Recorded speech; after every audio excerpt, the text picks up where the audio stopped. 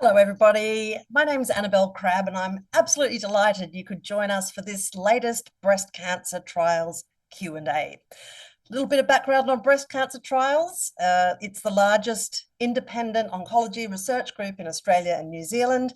They've been conducting clinical trials, research into the treatment and prevention of breast cancer since 1978. And we get together periodically to talk about what is new and what is fresh in the field of breast cancer research. And I'm so pleased tonight that we're actually dealing with a topic that is not necessarily clinical, but is certainly central to people's experience of breast cancer.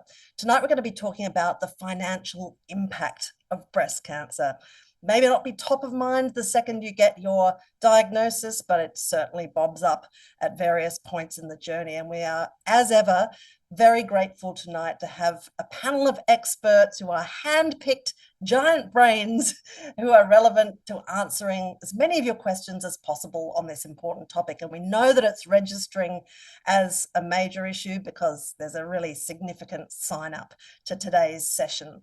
I've got a little bit of housekeeping before we get fully underway. First of all, we pay respect and acknowledge the traditional custodians of the lands across Australia and New Zealand from where our audience is joining us today, and to elders past and present. I'm coming to you from the Gadigal land of the Eora Nation. Technically, we're in safe hands here. If you move your mouse over your screen, in the bottom right-hand corner, you'll come across three little dots. If you hover your mouse over those dots, you'll see some options. You can make a comment or you can send a question if you click on Ask a Question. If you have any technical difficulties during the webcast, please try refreshing your browser in the first instance. And if you're having issues, click Info to find the link to access live chat support. And do not panic in any event or get flustered, because the whole Q&A session is being recorded. So if technical or other life issues intervene, don't worry, we'll be sending a link to everybody tomorrow to be able to watch the whole event. And of course, you can forward it to somebody if you, during the discussion, think, oh, I know somebody to whom this will be relevant. Okay, let's get to the good bit, introducing our panel. Right, so first of all, as ever, we have a breast cancer survivor on our panel to deliver a personal experience. And tonight it's Ms. Merrin Carter, who is actually the chair of the Breast Cancer Trials Consumer Advisory Panel, which is really closely involved in consulting on relevant and important research. She was diagnosed with breast cancer 26 years ago 16 years ago, can't add up. This is why I am not an oncologist, among other reasons. In 2010, she was diagnosed. That is, in fact, 16 years ago. Right, we also have Professor Zanfina Ademi, who is a professor of health economics and policy evaluation research group at Monash University. Sorry, I slightly mangled that, Zanfina. I hope you'll forgive me. That's all right. Professor of Health Economics and Health at the Health Economics and Policy Evaluation. I want to see your business card, is what I essentially mean by all of that. Right, Associate Professor Debbie Karikios, who's a medical oncologist at the Nepean Hospital in Sydney, clinical associate professor at the University of Sydney, and a member of the Oncology Financial Toxicity Working Group, magically named and powerful organisation, with the Clinical Oncology Society of Australia. And Ms. Alana Pinkham, who's a senior financial advisor at Viridian Financial Group. She also volunteers with Cancer Council New South Wales Financial Planning Referral Service, providing pro bono financial advice to cancer patients and families who are experiencing financial hardship. So we'd like to welcome everybody who's joined us for this session, no matter where you are on your cancer. We don't love the word journey, but I use it here anyway. If you're at the beginning or halfway through, you know that things crop up that surprise you, and some of them are clinical and some of them are financial. So we have more than 1,700 people who have registered for this topic. And I know many of you have experienced breast cancer, and of course, many of you are concerned friends and family who want to learn more. Thank you, everybody who's sent in questions. We'll be dipping into them over the course of the session. So We are going to start the Q&A with a video showing the range of questions that Breast Cancer Trials has received from its ever-engaged audience on this particular topic. Let's take a look.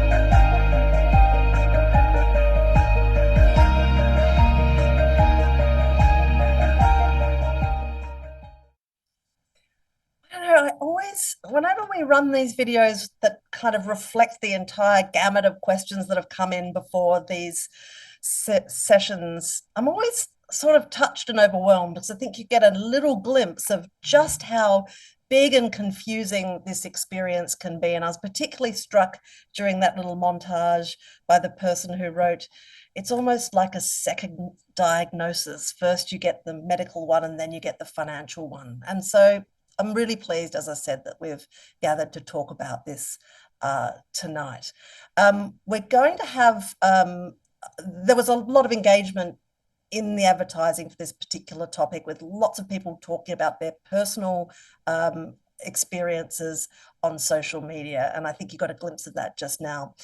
Okay, so I'm going to start with Merrin, because Merrin, you are the one with the lived experience. Thank you for agreeing to come and share your experience with, just don't even think about how many strangers you're sharing it with.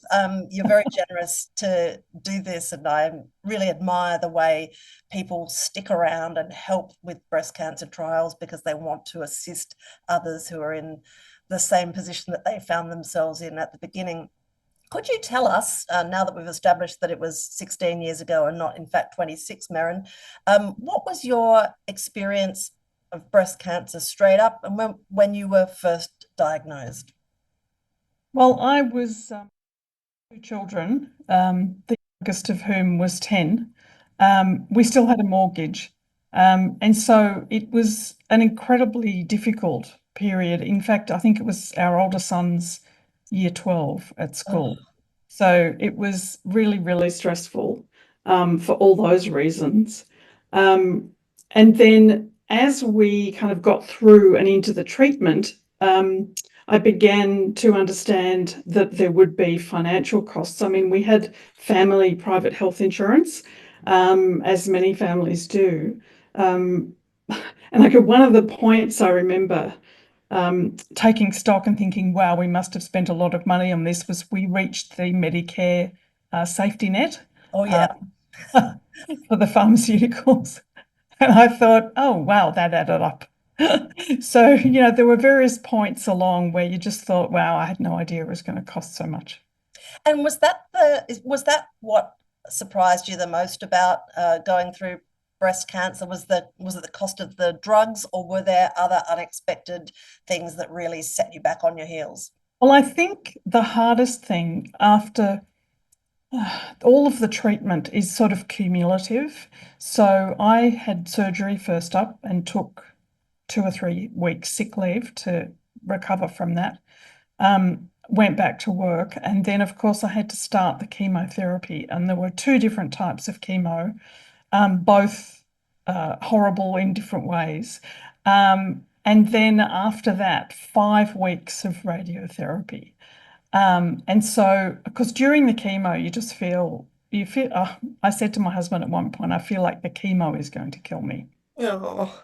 Just feels so bad. No energy, and I had dreadful pains in my legs. And of course, you were looking after the reactions of your two young children to all of this and Right. your family members to all of this. And that is incredibly draining as well, right? Yeah, and I had a big responsible, I was managing a huge national project, Oh, right? good. That's relaxing. And I'd been flying around the country really often, and because all the flying stopped.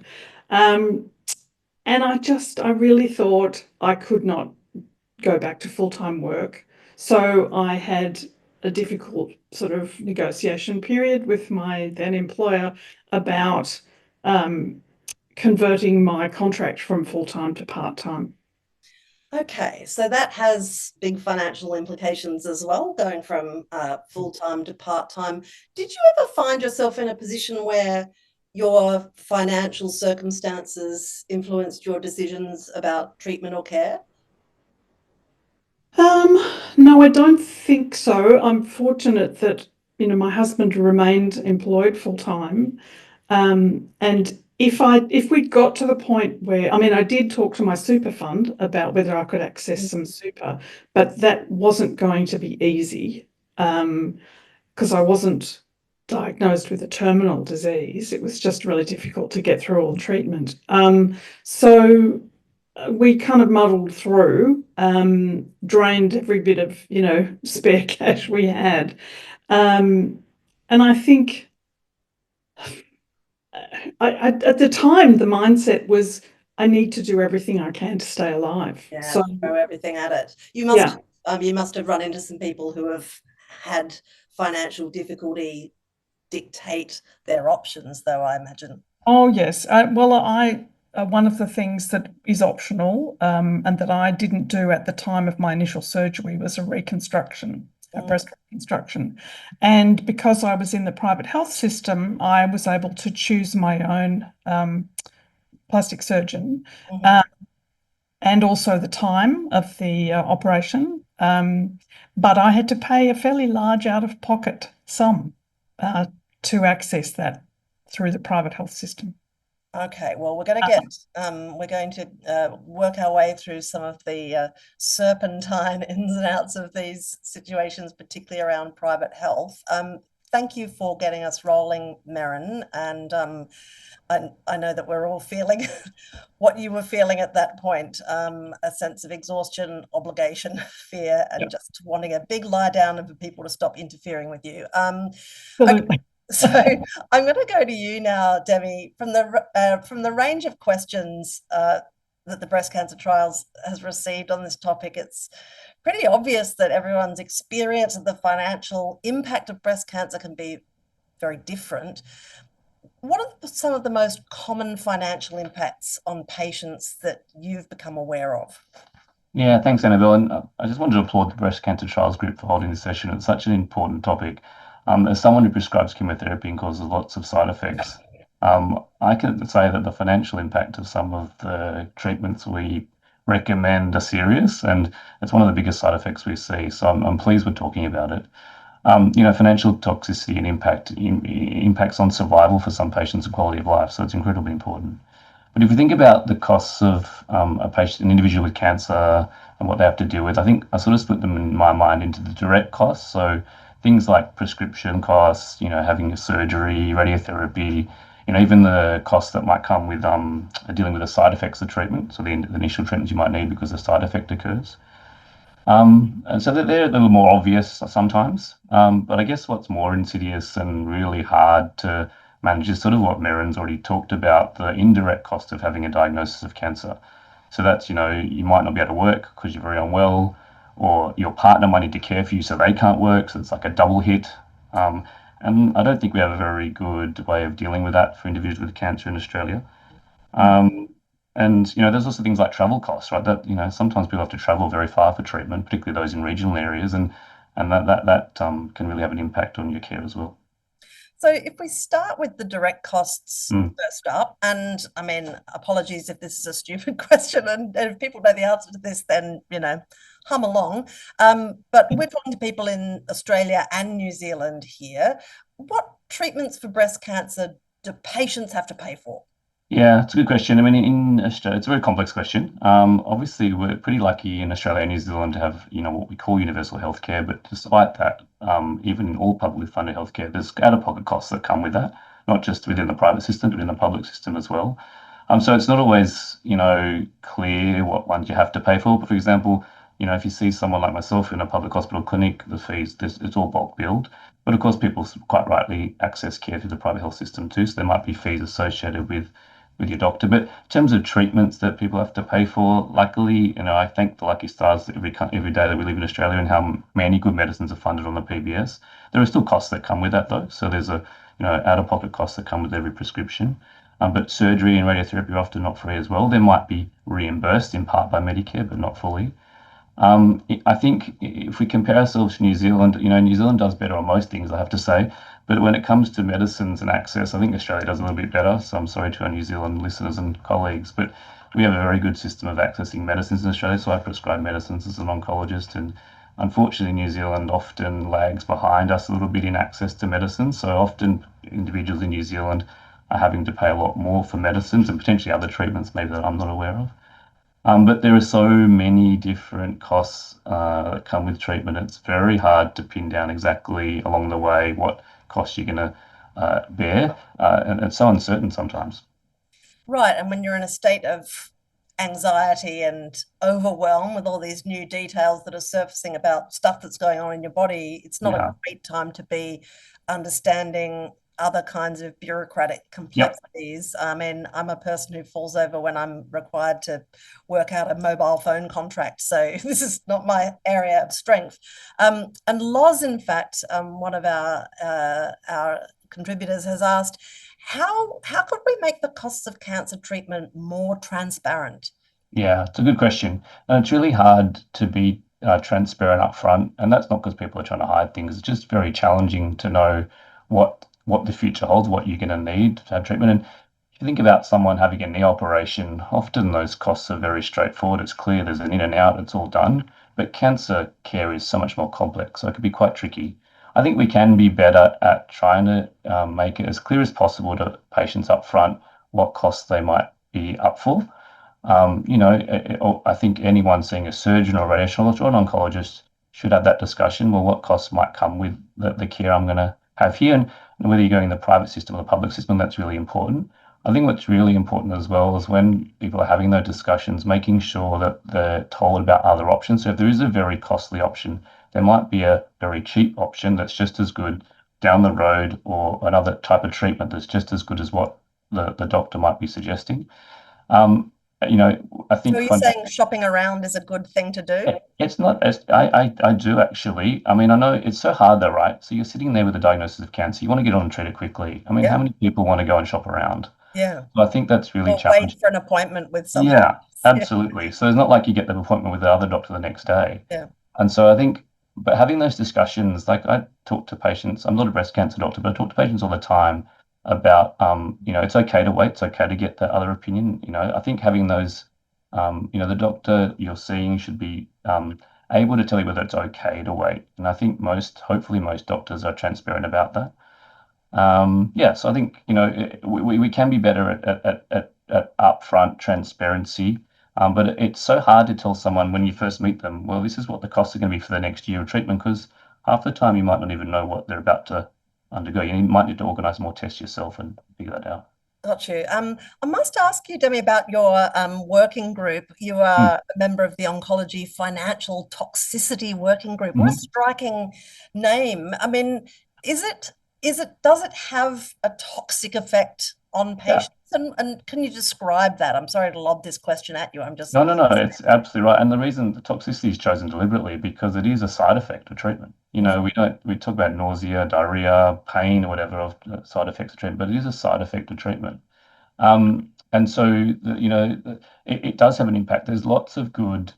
studies now over many years that have demonstrated that it can influence if the cost of treatment are really high, it can influence your decision making. You can influence what you do with other costs of life, like not getting the other essentials, and those things have major impacts on your quality of life. And in fact, in many US studies, and maybe not such a big deal in Australia because we have that safety net some way, but it can actually influence your survival time. So people with advanced cancer can die sooner because the financial impact of their care is so bad. Well, I guess the side effects, I mean, the atmosphere of stress and degree of stress we know is relevant to the experience of side effects and to clinical outcomes. And financial stress is just stress, isn't it? Yeah. Yep. I would ask you quickly, because it's kind of surfaced already in Merrin's story, but in your experience, does having private health insurance mean that you'll be better off financially and less likely to have out-of-pocket expenses compared to someone without it? The short answer is no. Private healthcare comes with a lot of out-of-pocket costs. So, I think most public services, cancer services, are great because there's usually little out-of-pocket cost that comes with the care. But having private health insurance does not protect you from that. There's good data. Drew Meehan from our Cancer Council group, and she's part of the COSA Financial Toxicity Working Group, has just published some data that says a patient with cancer, this is not just breast cancer, in their first 3 months with private health insurance pays about $1,200 out of pocket as a median. So that's over $1,000 already in that first 3 months. Someone without private health insurance accessing the public system, it's more like about $500 in that first 3 months. So you can see there that those with private health insurance are actually paying more out of pocket for their care. Yeah. Great. Okay. I'm going to pause you right there, Demi, and move over to Zanfina, who is a professor of health economics. I wonder if you could open, Zanfina, by just telling us about your research and your observations about the financial impact that breast cancer has on women. Thanks, Annabel, and thank you for this important meeting to discuss about breast cancer. So as Merrin pointed out, breast cancer survival has improved significantly, but survival alone doesn't tell the full picture that we want to know. So many women live longer after diagnosis, yet their ability to work and participate fully in society can be affected for many years. So in our research, we focus specifically in women aged 20 to 64 who represent the working age population most affected by breast cancer in Australia. So we examined the disease affects participation only on paid work time. So what we found was quite striking. So on average, women experienced a substantial reduction in productivity in the first 5 years after diagnosis, so losing nearly half of their productive capacity each year. Productivity levels improved over time, but even beyond 5 years remained below the full capacity that we would expect. So these findings highlight that economic impact that we've observed in breast cancer population is not only limited to treatment cost, but it has a long-term implication for women's income, career progression, and financial security and retirement savings overall.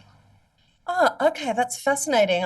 So we've got an idea now of the individual impact on women. Were you able to zoom out and assess or work out what the implications are for the national economy more broadly? I understand your research was contained to Australia. Yes, so in terms of economic impact, because it affects women during the prime working age, the impact was huge. And usually how we do this, Annabel, it's in two ways. Either we display the results based on wages lost, or the other way how we do it, we display based on overall productivity losses, which is measured by GDP. So in our modeling work, we show that women diagnosed in year 2022 only, they collectively lose over 1.4 billion in wages over 10 years. And in terms of gross domestic product, it was measured around 3.3 billion within the next decade. So this just tells us that cancer policy is not just about the treatment cost, as Dame pointed out. It's also about supporting women to stay and return in work, which benefits their families, but at the same time, it will benefit the workplace and the national economy. At the population level, these impacts can accumulate over time and can influence national economic growth and workforce sustainability. So that's why I think early detection and effective treatment are not only health priorities in Australia, but they should be economic investment. This is why exactly our work that focuses on measuring productivity impact can show that prevention and supportive care can be valued more accurately when we try to reimburse those new screening strategies or new prevention strategies at the national or at the state level. Wow, Zamfina, they are incredible figures. I mean, you're the expert and I'm not, but I'm absolutely shocked by that scale of impact at a national economic level. Were you surprised? Yes, I was surprised, particularly by how long the economic impact lasts, over 10 years. We didn't measure it after 10 years, but I'm sure the impact would be even more larger. So women were experiencing substantial reduction in their ability to work for many years after breast cancer diagnosis. But I think what I would like also to highlight here, Annabel, is that we were not able to measure the only paid work productivity. So because that is what national economic data set gives us to quantify more reliably, we know that breast cancer also affects unpaid work, caring responsibilities, daily functioning, and long-term financial securities. But these impacts are much more harder to capture. This is exactly an area where my broader research program is focusing and developing new methods, how we can quantify both paid and unpaid productivity losses so that we can better understand the true economic burden of all illnesses, not just breast cancer. So I feel that without being able to measure these wider impacts, we are likely underestimating the real costs of disease like breast cancer to women, families, and overall Australian economy.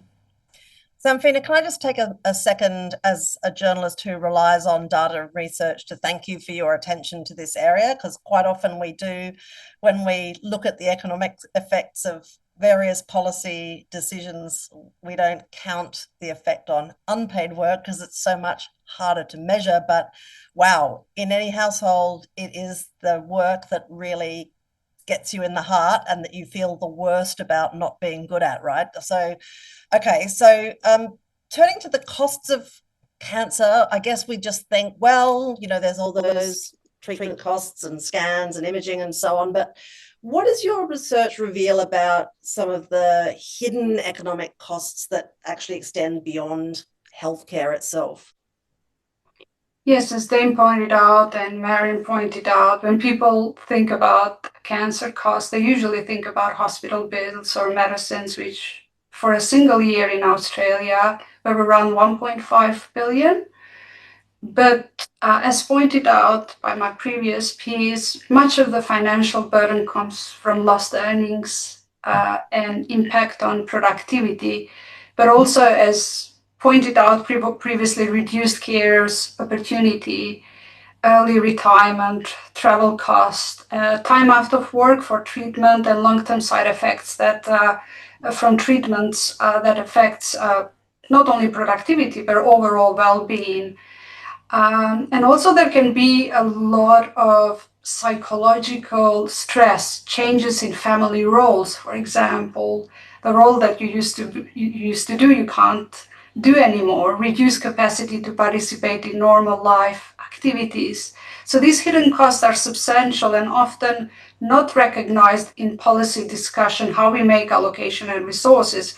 I sit on the Pharmaceutical Benefit Advisory Committee group for reimbursement of new medications. We make decisions based on healthcare costs and quality of life. And I think that undermining the impact of productivity, I feel like it's a missed opportunity to be able to show a broader burden of breast cancer. Yes, I think sometimes our understanding of what productivity is and how it's changed with the development of Australia's industrial landscape is falling a little bit behind sometimes, even though it's such a huge debate at the minute. Thank you so much for that great context, Zanfina, and thank you again for conducting this important research. I'm going to seek a word from our financial advisor now, because it feels like a good moment to call her in. Alana Pinkham is, of course, a financial advisor with the Viridian Financial Group. Now, I'm going to throw a few questions from our participants to you, Alana. Thank you for joining us. Helen has asked, when and how do you qualify for support with Centrelink when you're going through breast cancer treatment? It's a very, very good question. So in my experience, the most common payment we have seen payments qualify when they are going through treatment has been the job seeker payment with a medical exemption. So if your treatment is preventing you from working and your doctor can complete a medical certificate so that you don't have to meet the normal job search requirements while you're unwell, you can also begin to apply for this payment 13 weeks before your circumstances change. So this really provides you that advantage that if you know you're going to be off work in the coming weeks due to treatment and you meet the eligibility requirements, you can consider applying for this payment now. Now, it's also a fortnightly payment, so that's obviously going to ease some pressure in terms of the lost income that you're going to have, again, if we meet these eligibility requirements, which basically, in order to be eligible for this payment, you're going to need to be unable to complete your usual work due to illness, or you're currently off work because you're unemployed. Now, you're also going to have to look at your assets and income. You need to be under some certain thresholds for this payment, and you also need to be aged between 22 and 67 and just meet the residence requirements as well. Now, to apply for this payment, you can do it yourself through MyGov. If you have access, you would just need to link your Centrelink benefits there and apply through there, or you can also attend an office and book an appointment with an expert there as well. Alana, you're so authoritative, it's very soothing. So I assume that if you have savings, you're going to need to have burned through them in order to apply for this kind of benefit? Potentially not. So we've got an asset threshold and an income threshold. So something that we need to keep in mind is that we're going to be assessed as a family. So if we do have a partner or a husband and they're continuing to work, their income is going to come under that income rule. Now, Centrelink's going to, let's say, not provide you the payment as long as you don't meet one of these rules. So depending on your asset levels, you're also going to be considered if you're a homeowner or a non-home owner, and these levels of assets you're allowed to have in these thresholds, combined with, being single or as a couple, as long as you're under these limits, so savings is one of those, you may be eligible for the payment. Lots of lovely paperwork, isn't it? I mean, because it's what everybody really feels like doing. That's right, exactly what they want to do. But another reason why it's important to seek some help from people who know how to do it, right? I mean, you don't want to drown under a pile of paperwork if you can possibly avoid it by getting help from somebody with experience. Okay, so I'm going to throw a scenario at you that's come from Jacqueline, one of our correspondents. She says metastatic breast cancer, isn't old enough to retire, and is finding it difficult to find work. Is there any financial assistance that works for women in her situation? There are a few different options. There's probably more options in this scenario. And again, it really depends where you sit and what you qualify for. Now, obviously, the first one is the job seeker. If you are looking for work, that is obviously the first potential option. However, if you're finding it hard to work, so you're really finding you're exhausted and you're really not able to complete the work as you used to, you may be unlikely to complete 15 hours per week of work over the next sort of 2 years. It's normally a longer period of time. Then you also may qualify for the disability support pension. Now, obviously, with this payment as well, there is an assets and income test. However, these thresholds are actually a little bit higher than the job seeker payment. So there are some differences in there. However, you also are going to be assessed as a family. So even though you may not be earning an income and your husband or your partner is, and unfortunately you're the one that's applying, it's still going to be assessed under those rules. Now, another option in terms of financial assistance is personal insurances. So if we do have an income protection policy or a trauma insurance in place, you may be eligible to submit a claim. Now, these covers could be either inside or outside of your superannuation. So to give a little bit of context, trauma insurance basically provides you a lump sum in the event that you suffer an illness such as a cancer. Now, this is designed to basically provide you that, chunk of money initially to pay for those upfront medical costs that might be outside Medicare and private health insurance, but also funding those living costs that may not be met by a payment if you're ineligible from Centrelink. Now, the second option as well that I mentioned in terms of income protection, what this is designed to do is obviously replace your income. So provide you a monthly benefit until you can return to work, or you basically meet your benefit period, which might be 5 years to age 65, something along these lines. Now, sometimes as well, it's always really good to check. There can be some auxiliary benefits inside of an income protection policy that actually provide you with an additional payment if you're going through something like a cancer treatment. So when we talk of things like travel costs, carer costs, these trauma benefits as well, sometimes there can be some extra benefits in there. So it's always worth obviously checking what you have in place, having a chat with obviously your insurance provider or a financial advisor that can obviously guide you through this cover and your benefits as well. And just making sure if you've got multiple super funds, what do you have, right? It's always just good to double check. Yeah, I mean, income protection insurance is incredibly expensive, isn't it? And I know that there are people who have a degree of it through their super funds and think, oh, well, that'll be okay. How important is it to work out the detail before it happens on the fine print here? Yeah, that's right. Exactly. If you can put in, obviously, like I mentioned, you can put in claims in advance when you first had a diagnosis and you know that you're going to be off work. You don't have to be off work forever, but it's really to provide you that peace of mind in that period whilst you're off work. And like you mentioned as well, having these ongoing side effects that people often don't realize initially that they may have, this provides that peace of mind that obviously their family unit can continue and not be under that financial stress. Great. Okay. So obviously a forensic approach to what you might be entitled to through any of the protection schemes that you have on board is time well worth spending. Merryn, I'm going to bring you back in here because we've already heard what the impact of having breast cancer was on your ability to work and your career. Sounds like a stressful situation at work because you had a big project on and you just felt, even in the times when you weren't being kind of pumped full of stuff, you just felt dreadful. And obviously you had a lot going on at home as well. How soon were you able to return to work following treatment, and did you feel obliged to go back a bit earlier than you probably wanted or needed to? Well, I kept working part-time 3 days a week through all my treatment. I used up all my annual leave and all my sick leave. And really the worst was after I'd finished everything, including the radiotherapy. As I mentioned before, it's cumulative. So even though I'd finished all the treatment, my hair was starting to grow back after the chemo. And I hit the swimming pool and became an enthusiastic lap swimmer and, tried to get really fit again.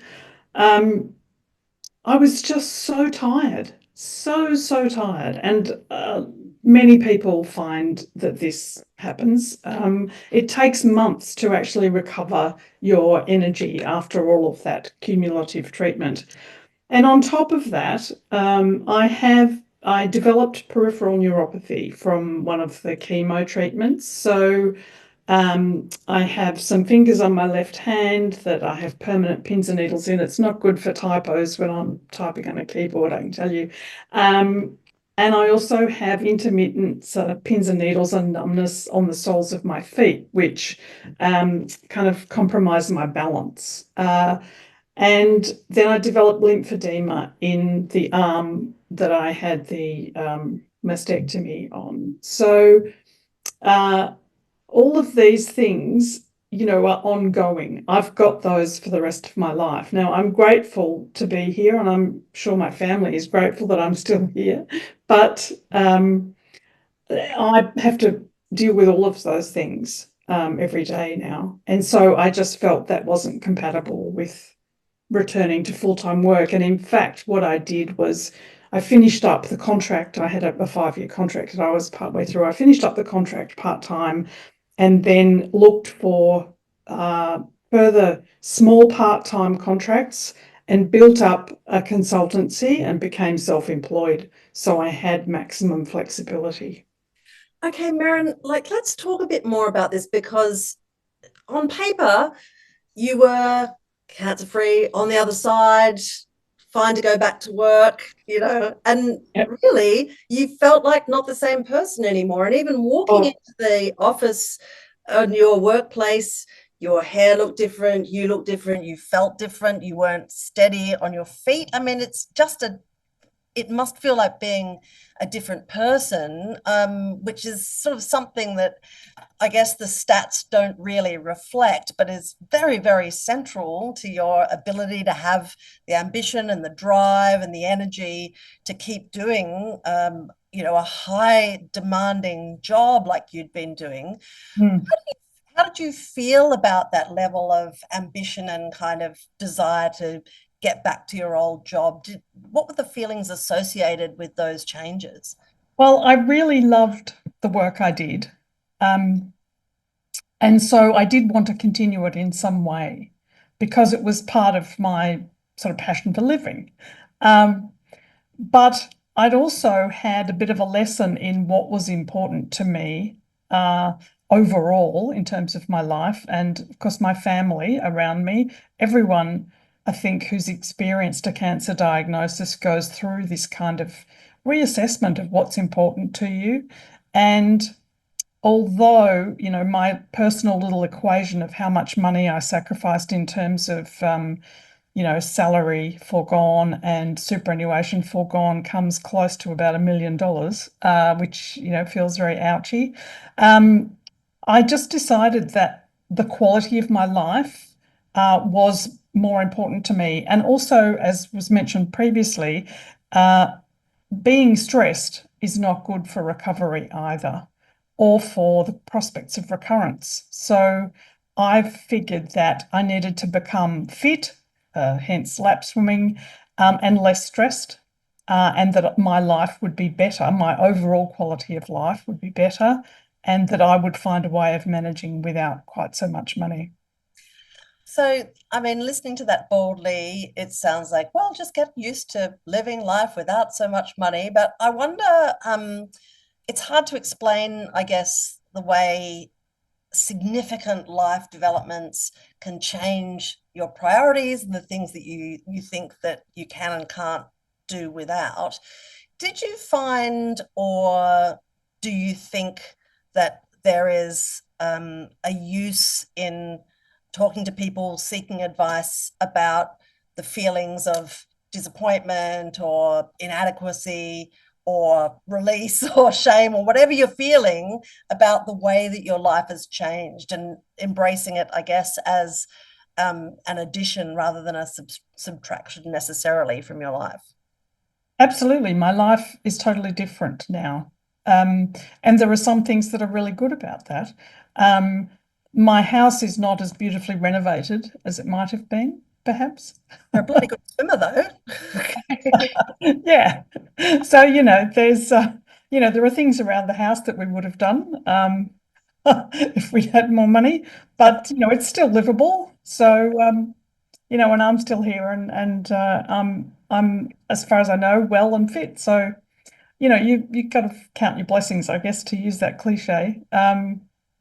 And I think, we were talking before this session, you said that you were living proof that these things are survivable. And I think that is such an important thing to think about, particularly for anyone who's joining this chat in a moment of confusion and overwhelm, and whether it's financial or clinical, all this cascading detail that seems too much to get through. I think that you are a great example of the way that you can find yourself through your way through, even if you're in a transformed shape and style at the other end.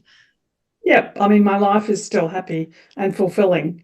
You know, I'd rather be alive than the alternative. Yes, well said. Okay, I'm coming back, and thank you for letting me just cross-examine you about these very private things. It's very valuable to hear from previous travellers on the road. I'm going back to you, Demi, because I have a question from Jan that's come in. She says, it's great that we have free mammograms once we reach a certain age, although you can ask for one beforehand, but why is it that once we're diagnosed, we have to start paying for screening and treatment?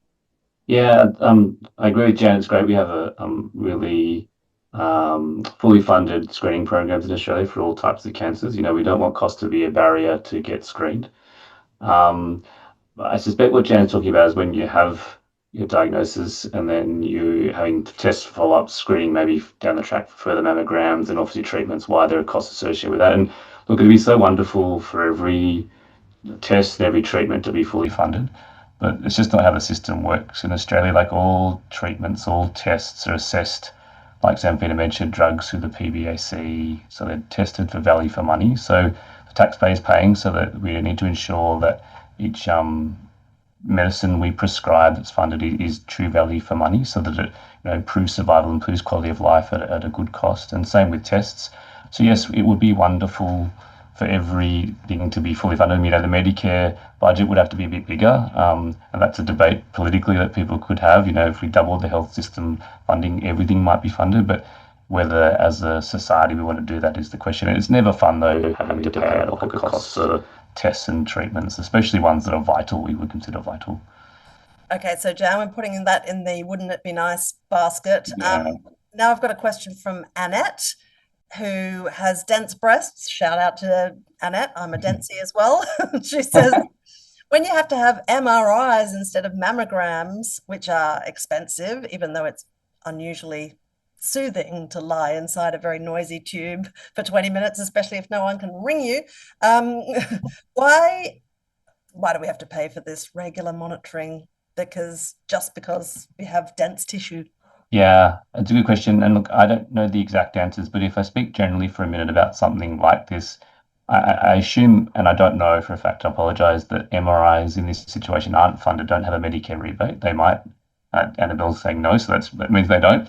And look, it means that why does that happen? Why do we have a test out there that wants to be used, but it's not funded? Well, it's usually for two reasons. One might be that there's never been an application to the government or the Medical Services Advisory Committee, it's called, to get that funded. And so sometimes that's a problem with a system that's reactive and not proactive. The government doesn't reach out and fund things. It has to wait for an application for funding. Or sometimes a test is applied for, but it's not deemed value for money. Now, I don't know what the extra benefits of an MRI over standard imaging would be, and that's something there'd be data out there.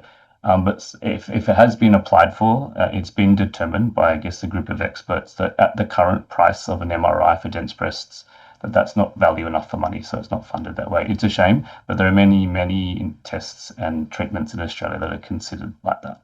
Yeah. Yeah, I find I'm often referred to an ultrasound, and then occasionally a breast screen person will say, an MRI would be better, but I'm not allowed to say that. Yeah.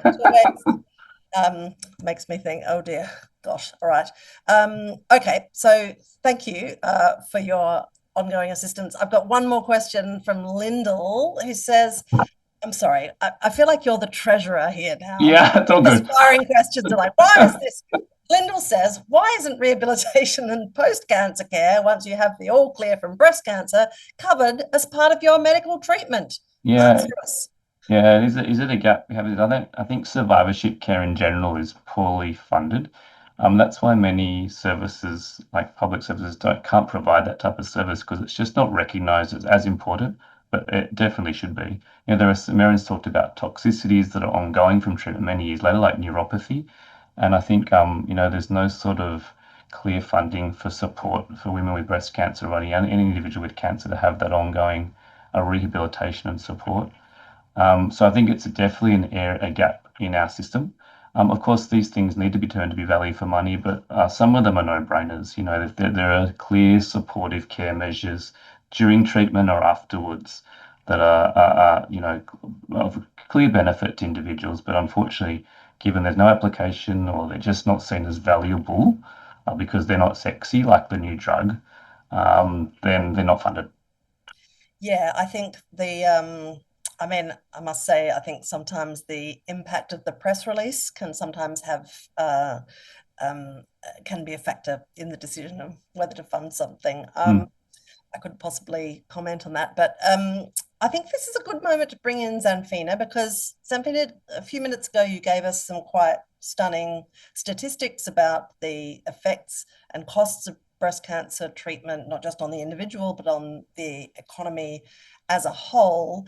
One thing we didn't talk about was superannuation, which is, of course, long tail business for individuals. We know that women fare much less well than men over the course of their working careers in terms of accumulating superannuation. Do you have any idea about the broad shape of breast cancer and its effects on superannuation and having savings later in life?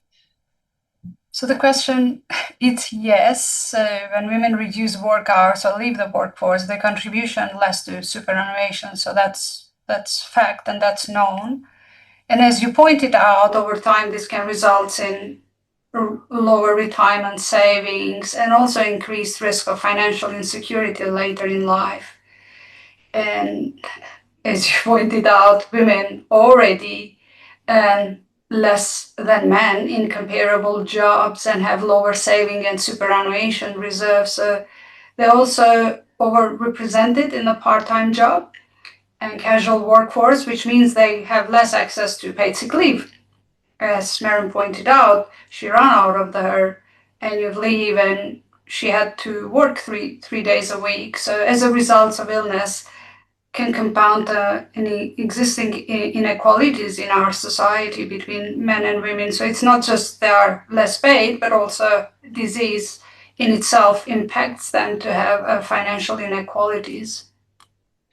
Hey, thank you. We've got a really great question in from Lisa. She wants to know if there's any data on the distribution of the financial impact in rural and remote areas compared to metropolitan areas. Yeah, very good question, Lisa. Yes, there is. Women living in rural and remote areas can face additional financial pressure due to travel costs, accommodation needs, and reduced access to specialized services. There has been a systematic review of evidence recently showing that higher financial burden among younger people, Aboriginal and Torres Strait Islanders, rural population, and then those in low-income households and unemployed individuals face a much more higher financial hardships. So financial hardship, it's not only influenced by the disease in this case, but also by geography and your individual social circumstances that you are born in. And what about people going through the public versus the private hospital systems? We had a little chat with before about this, but Leanne wants to know specifically if there's been a cost analysis long term on people going through those two different systems and what the differences are in financial impact. There can be differences, but there is not some granular data to show that patients who are admitted privately pay 10,000 more than those who are publicly, but we know anecdotally that private patients may face higher out-of-pocket costs, as they pointed out, while public patients may experience longer waiting times or indirect costs such as travel time of work from rural places. I feel that more research is needed to fully understand these differences. Some research has shown that breast cancer detected outside organized screening programs were associated with a higher government and out-of-pocket expenses. But as said, we need more actual data to be sure that this is quantifiable and this is how much patients in private or public pay more or less. Okay, there's so many moving parts, aren't there? Yeah. Asian. So I'm turning to our money woman now, Alana. You're back in the hot seat.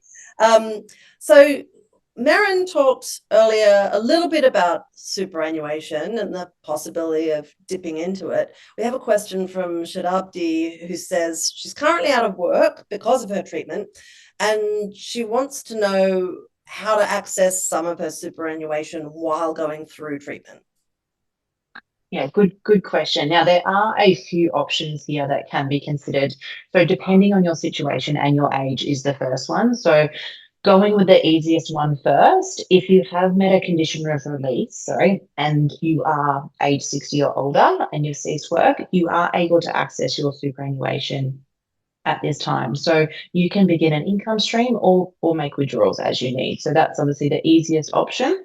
Secondary to this, if you do not meet a condition of release and you're under age 60, you can apply for access to funds via compassionate grounds. So what this is you're going to apply to the ATO for a portion of your superannuation, and these funds are going to be to fund the cost of unpaid expenses. These could include medical treatment, transport, palliative care, or even mortgage repayments that will prevent you from losing your home if you're in that situation. Now, the final option is if you are applying for severe hardship. Now, this one is directly applying to your superannuation fund, and there are some conditions. So you can only access between $1,000 and $10,000, and you need to have been on a Centrelink payment, so a job seeker or disability support pension, for 26 weeks, and you also need to prove that you can't meet your living expenses on that payment. Right. Okay. Thank you. You are a fountain of useful detail, I must say. I'm going to fire another one at you from Melanie this time. And it's such a good question. She says that she tends to feel guilty when asking for financial aid. She says, I was always taught that if you need or want something, you have to pay for it yourself. So Melanie's, I think, very touching question is it normal to feel guilty about asking and getting help? Yeah, absolutely. So it's very normal to feel guilty and also uncomfortable. I mean, in most cases, asking for help doesn't come natural to most people, and we often feel like we don't want to be a burden on others. So however, obviously, it's very important and also very beneficial for you to seek help in this circumstance. And there are so many professionals, such as myself, that can assist in easing the pressure at this time. You know, understanding what payments you may be eligible for, but also when to apply, how to structure those payments that will provide you the best benefit for your circumstances. It's really hard to navigate that on your own, and it's really normal to want someone to help you to do that. And obviously, like we mentioned earlier, there's a lot of paperwork. So you may be eligible for one payment now, but then you can go on to another payment and continue on. And you can just imagine the load of paperwork that comes with that. And obviously, we don't want to, ideally, we want to get it right the first time. So we want this paperwork to go through and ideally be approved quite quickly. So you're, going to have some funds to help you in this time.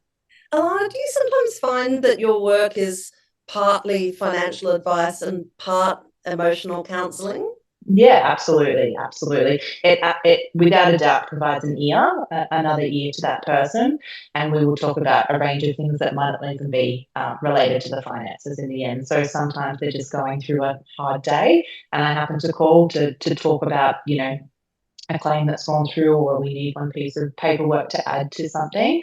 And it's just touching base and being able to talk to somebody else about what's happening as well. So yeah, definitely a team environment there for a lot of things.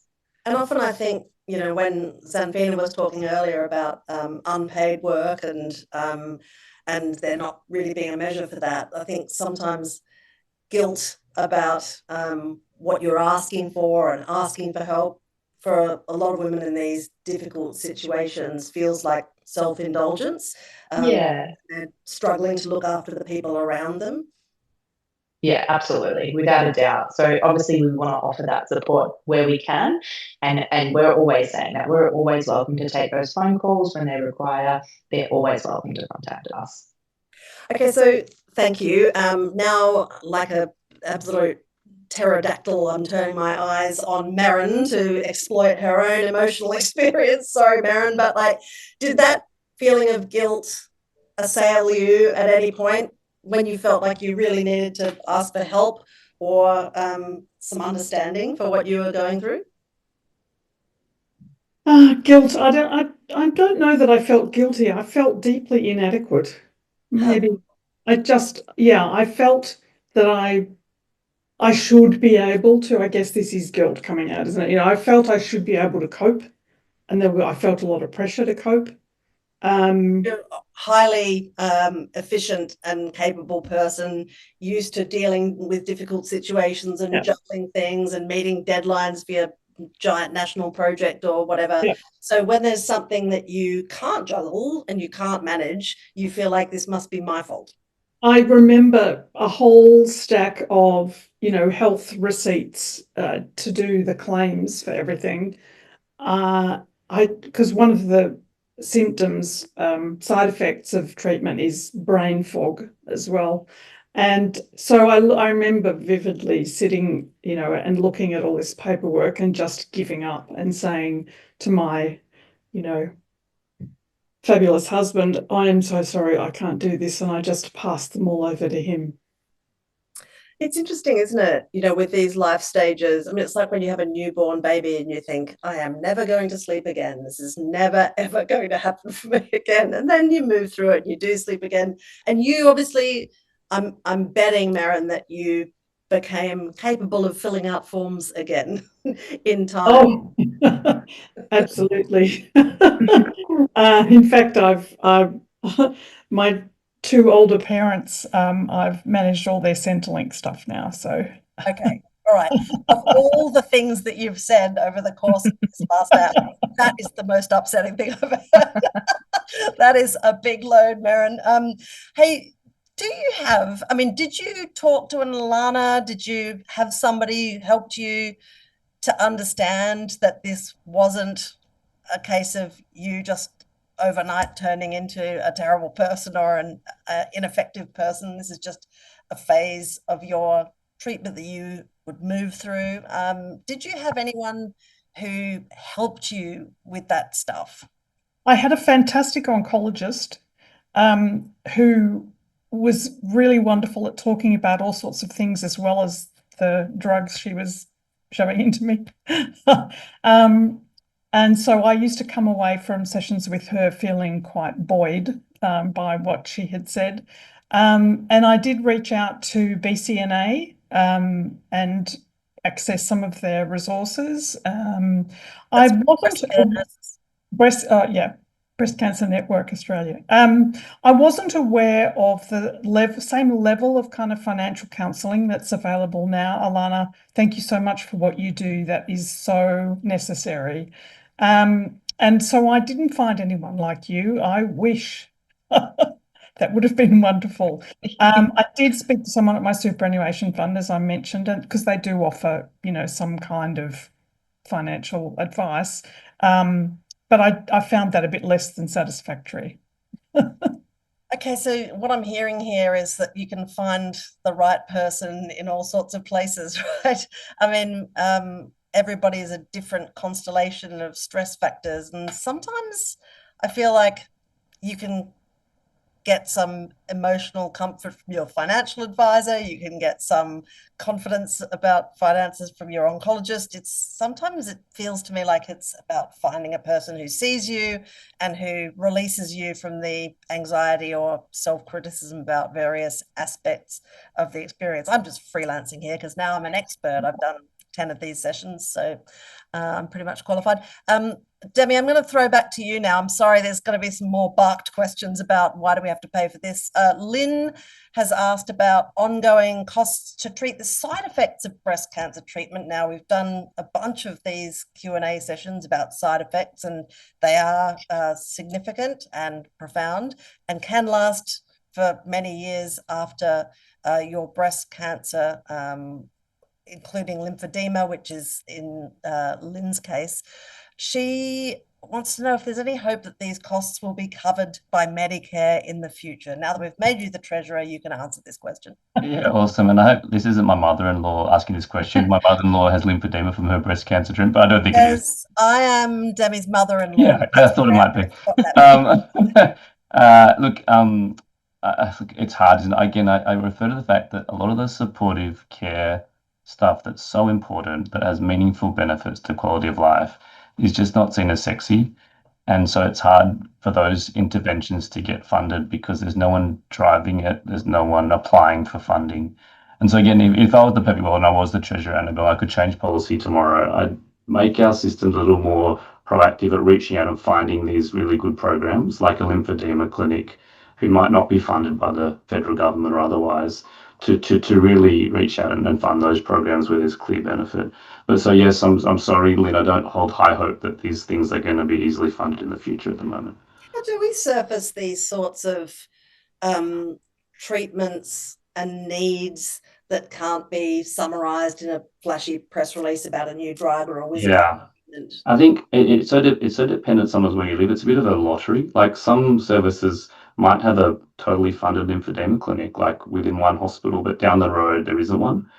I think it's just about advocacy. So groups like Breast Cancer Trials, even though it's not about a trial, they can advocate for patients. Other advocacy groups. It's really important for consumers, for us to hear what matters, because ultimately we need to be funding programs that matter to patients. Obviously, they've got to be valuable too. They've got to have real clinically meaningful benefits.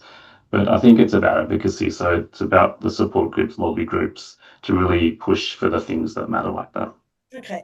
Can I suggest in the interim that you invent a lymphedema laser, so that brilliant pictures and things that I reckon that could really work. There's a budget coming up. Get onto it for your mother-in-law's sake. Okay. I've got a question from Kay, who is asking about advanced breast cancer.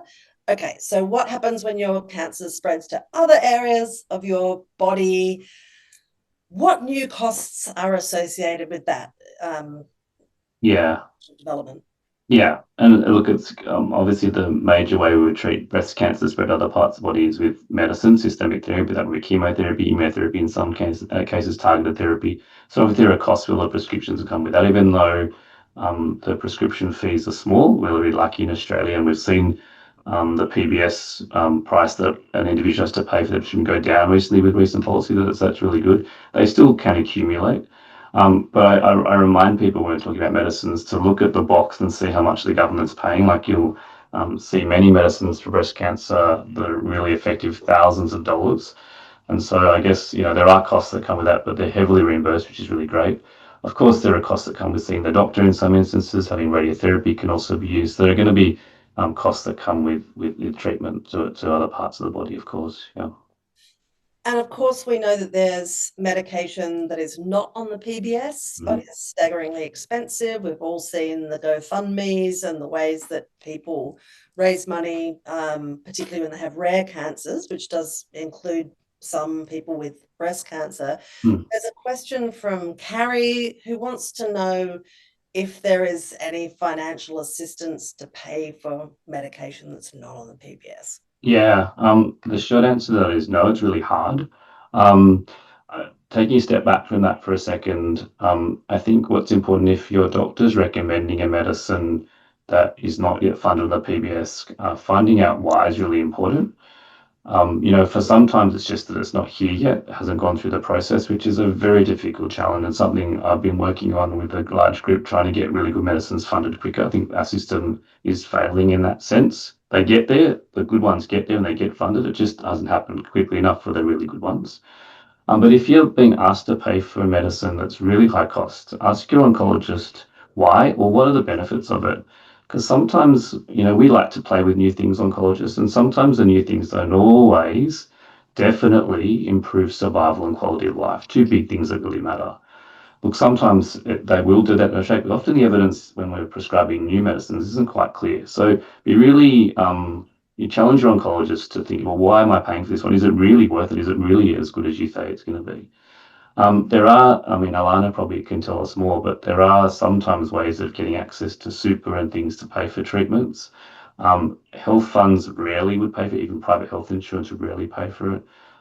There are compassionate programs sometimes. So sometimes the companies that make the drugs provide them for free, which is really good, but they're rare and it's very sporadic. So it's very challenging when a really good medicine that's coming is not on the PBS yet, and everyone knows it's going to be a good medicine eventually get on the PBS. It's challenging to have that discussion and decide whether you want to pay for it. Okay, and this can also be, I think I'm right in saying this, a good reason to get involved in a trial because Oh, absolutely. And that's one of the best things about trials. Often the medicines you don't have to pay. So, putting yourself forward for a trial is a wonderful way often of accessing something really promising. Yeah, absolutely. Okay. I'm going to go back to Zanfina because she's our big data lady, and I have a question from Carolyn who wants to know, how does the financial impact of breast cancer compare to other cancers, like ovarian cancer is the comparison she's nominated? I don't think financial toxicity is unique to breast cancer, Annabelle. Many cancers create long-term economic challenges. However, breast cancer has particular large societal impact because survival rates are relatively high compared to other cancers, number one.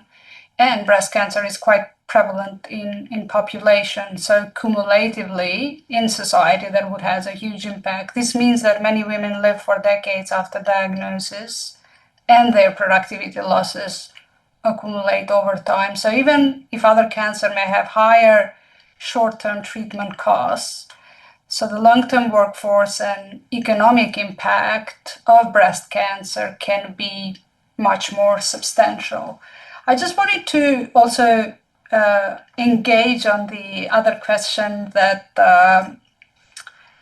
others were discussing about new medicine. So PBS actually does a great job in comparison to other countries, what we do in specifically with regards to cancer medication. And majority of the new medicines that we implement in our healthcare system nowadays is 80% cancers that we evaluate. So we do quite well in terms of new medications coming into market, but it takes time to review. It takes sometimes years or 2 years to review the evidence. And majority of these new treatments that are coming to market, Annabelle, they are single trials. So there is no comparator.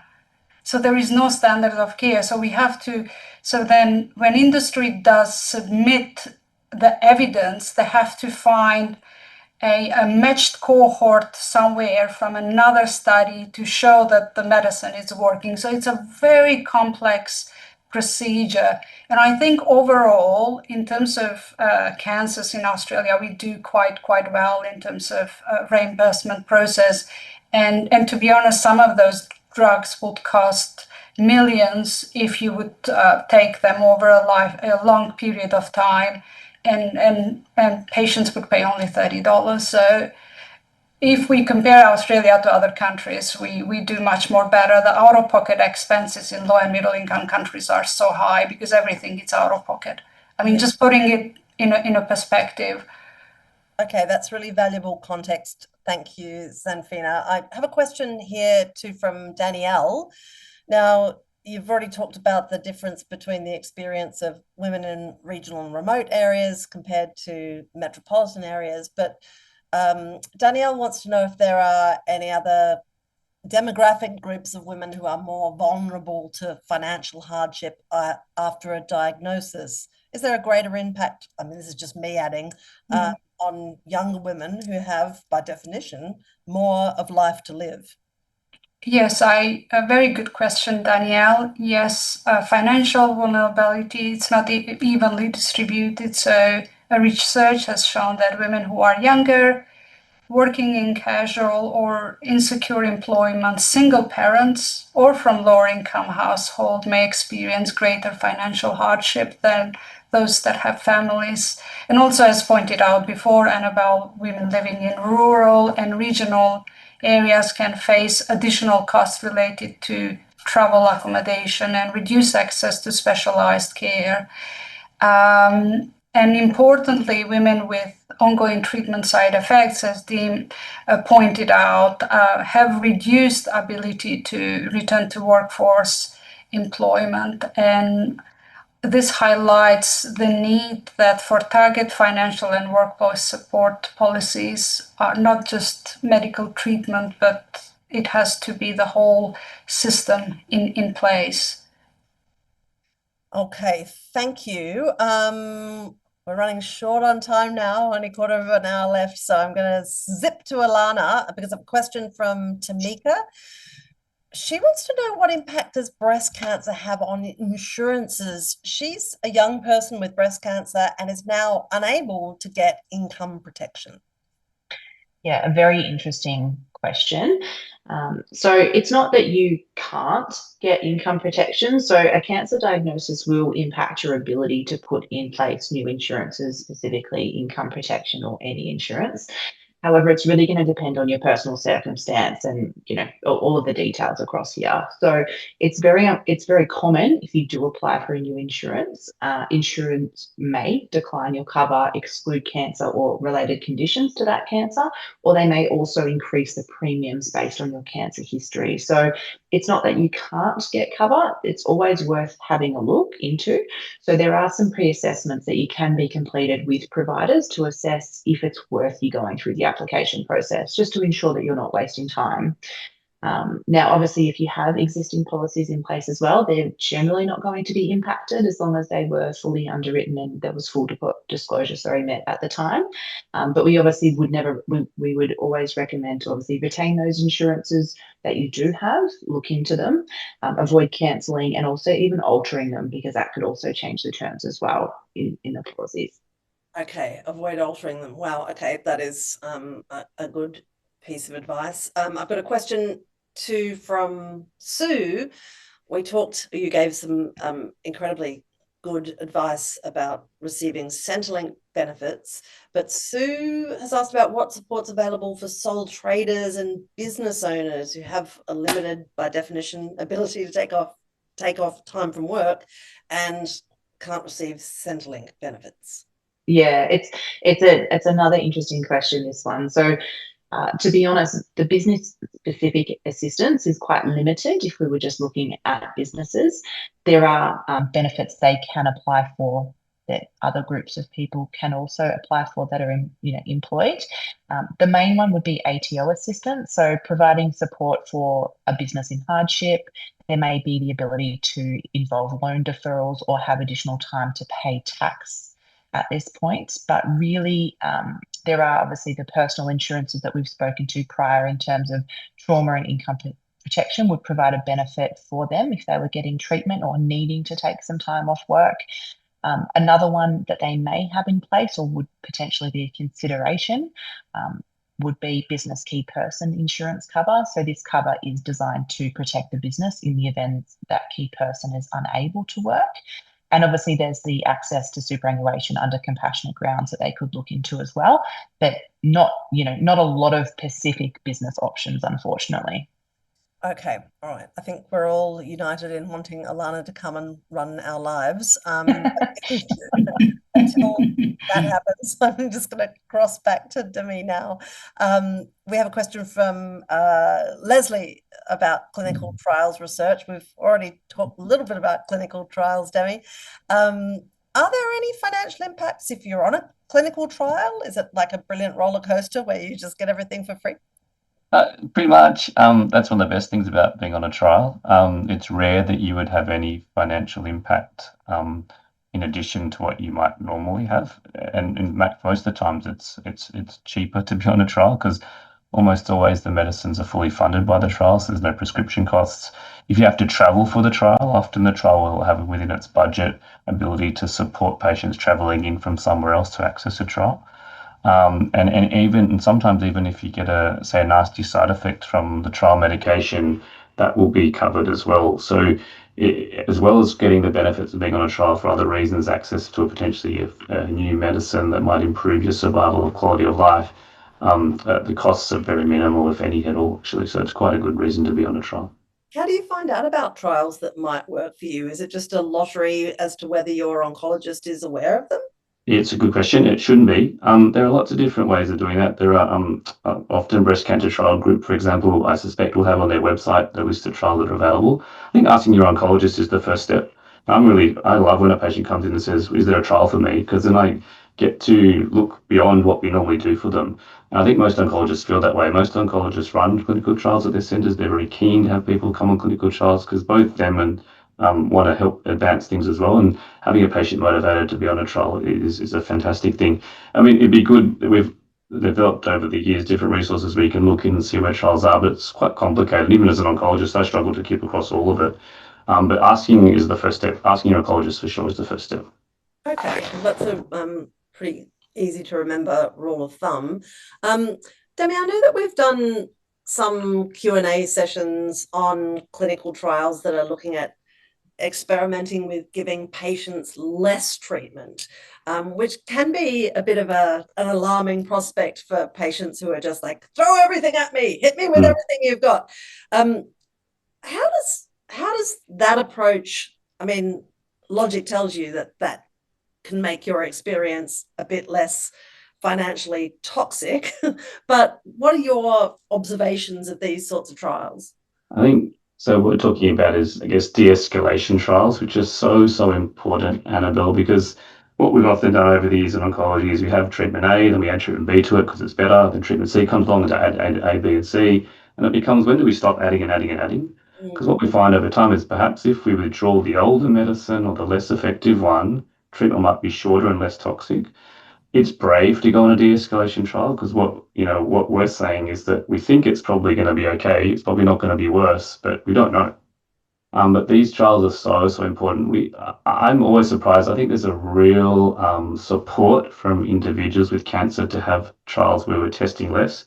Because ultimately, what do we want? We want people to have the same outcome with less treatment, less side effects, less costs. And so I am fully supportive of these sort of trials. I think it's brave though as a patient to put yourself forward. But oncologists will be honest with you. If we honestly didn't think it was going to be if it were going to be worse, we wouldn't be suggesting you go on it. So there'd be good evidence leading up to that trial that the treatments will probably be as effective, and if there's less. But they're so important because, think about the downstream cost, both the individual, there'll be less cost individual down the track, but also the health system has less cost. So we can spend that money somewhere else to get that value. And I think governments should really look at investing in the escalation trials because ultimately they're going to see the benefit as well. Okay, so Dave, my final question to you is I'm going to give you like approximately 60 seconds of being in control of things rather than just having people angrily ask you why they can't get money for X, Y, or Z. What, if you did have that magic wand, what would you change to help reduce the financial impact of breast cancer most broadly? Yeah, sure. And just to be clear, we know individuals with cancer compared to those who don't have cancer have higher out-of-pocket costs. So just having cancer means you are going to pay more for your healthcare. But if I was waving a magic wand, I think the biggest impact we could have is sort of what we've already talked about, is real genuine financial support, more than just the standard Centrelink benefits to support someone going through a cancer diagnosis. Because there is so much that, Marin's given us such a good experience of what happened to her. And I think, we need to support people better in that situation, for good, genuine financial support to make sure they don't feel worse off, that the quality of life isn't worse because their financial stress has gone up through the roof. I think the other way we can do it is good, clear financial navigation. And speaking to people like Alana or other financial services, so we really understand the impacts and what you can do. I think the COSA Financial Toxicity Working Group is working with Cancer Australia through we've got a roadmap to try and tackle this. And hopefully we can put some genuine policy change in place working with government to really make an impact there. And not just individuals with breast cancer, of course, they'll help, but individuals with cancer all over the place. Yeah, it's interesting, isn't it? Thank you, Demi. I'm really feeling like there is a clear feel from this entire session that it's worth asking the questions, asking for the help, even if it feels awkward or it feels like you're failing in some way. Asking people who have the expertise and can assist is just a worthwhile, uncomfortable moment to go through. Sanfina, you have already, you've asked the questions, you've done original research. I'm curious to know, if we can hand you the magic wand for a moment, how could governments or healthcare systems use what you've found out to better support people diagnosed with breast cancer? So one way I potentially see is that Maren spoke about Medicare safety net, right? And the Medicare safety net accumulates within a year and then you start again. I'm wondering, my magic wand would be if that safety net was designed to cap high annual medical expenses over the cancer treatment rather than just every year. That's my magic wand if I would look it from a system perspective. But if I would look at from what I do as a researcher, I feel that, and you will probably support me in this, that we need better management of health productivity and financial outcomes.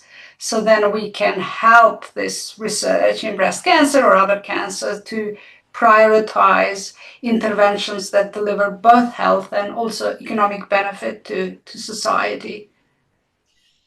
That is such an interesting response. Thank you, Zanfina, and thank you for all the hard work on your research. Alana, I'm wondering, you speak regularly with people who are in financial distress, who are experiencing that toxicity. And thank you, by the way, for the volunteer work that you do, because you obviously make a huge difference to people's lives at the point at which they most need help. But what do you think about this model of Zanfina's about taking a longer term view? Do you often see people sort of folding themselves in and out to get under various requirements or become eligible for, safety net or all of that sort of stuff? Do you find people kind of twisting and turning to fit themselves into eligibility criteria in the short term where they're really going to need care and assistance in the long term?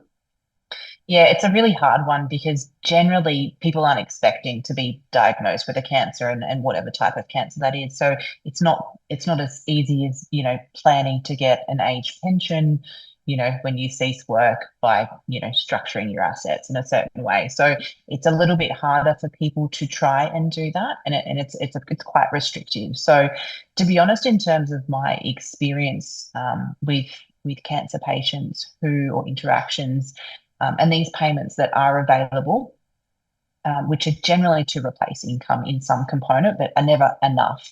They're just getting by, or it's not even sufficient. So I guess the sort of gap in payment or the need for additional payments sort of it's already been spoken to, but I could definitely see a need for a one-off payment that would provide basically for out-of-pocket costs associated with treatment that isn't covered by Medicare or private health. So something that might be means tested. However, I would really see the decrease in financial stress on patients, because it's not, often that everybody has a large pool of assets. Some people have really minimal, very limited assets. And besides the payment that's paying for the ongoing expenses, they don't have that pool to access. And yes, there might be a compassionate payment through super, but what if there is no super? So to have that kind of once-off payment that could provide that, contributing to those out-of-pocket costs, I feel that would really provide benefit to those clients.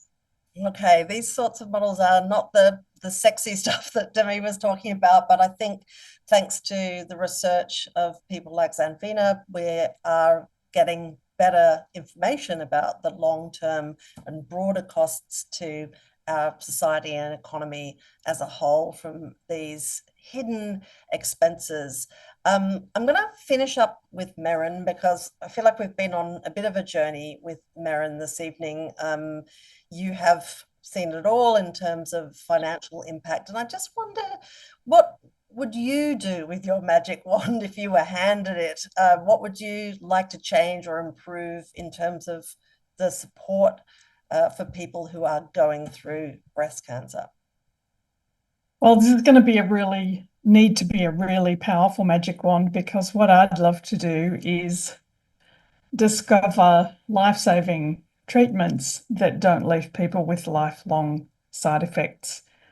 Because when I think about the short-term financial impact of my diagnosis and the immediate treatment, and at the time that felt really, really significant and difficult to manage, the much, much bigger impact on my life has been for the 16 years since, when I haven't been able to work at that, senior, and this is the same for a lot of people who are diagnosed with cancer, women and breast cancer. You're often near the peak of a career, and then suddenly that future career is taken away from you because you decide you can no longer want to work at that intense level. And so you forego a lot of income and superannuation. So it's actually that to me, if we didn't suffer the lifelong side effects, then we'd be able to go back into the workforce with a different approach. Merryn, thank you very much for sharing your experience with us this evening. I must say that breast cancer trials really runs on the goodwill, not just of trial participants who often take a substantial risk. They're not sure what it will mean for them personally, but they know that they're adding to the sum of human knowledge about a terrible disease. And I think that a lot of this organisation's work runs on those people's preparedness to be up for it, and also on the feedback from people like you, Merryn. So thank you so much for being a part of the session this afternoon, evening, and thank you to our other panelists as well. We're right out of time, but apart from Merryn, I'd like to thank Zanfina, Demi, and Alana. And thank you, of course, to everyone who's joined us today and has asked questions. As I said earlier, it's being recorded. A link will be sent out tomorrow in case you want to look back, listen again, take notes, or forward to a friend. So that link will be available tomorrow.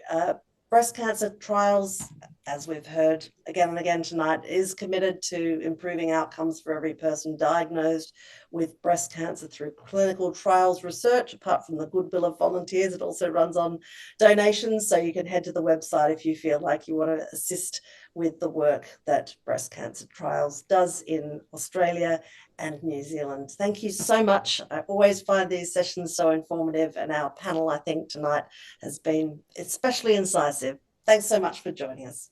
Thank you. Thank you.